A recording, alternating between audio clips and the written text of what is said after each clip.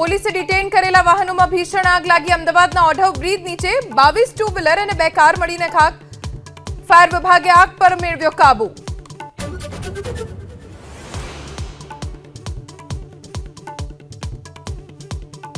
રાજકોટ અને વાંકાનેર સહિતના માર્કેટયાર્ડમાં ડુંગળીની આવક સામે ભાવમાં ઘટાડો।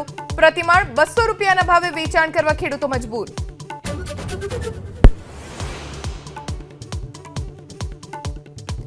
આજથી 4 દિવસ ગુજરાત પર માવઠાનું સંકટ। આજે ડાંગ, તાપી અને નર્મદામાં કમોસમી વરસાદની આગાહી, તો કાલે દક્ષિણ ગુજરાત, અમરેલી અને ભાવનગરમાં માવઠાની શક્યતા।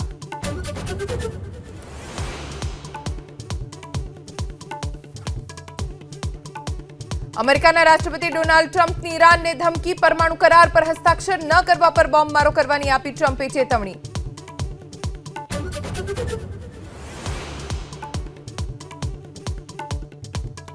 રાજસ્થાનના ઘુમર નૃત્યનો સુરતમાં બન્યો વર્લ્ડ રેકોર્ડ। એક સાથે 11,000થી વધુ રાજસ્થાની બહેનોએ ઘુમર નૃત્ય કરતા જોવા મળ્યો અદ્ભુત આકાશી નજારો।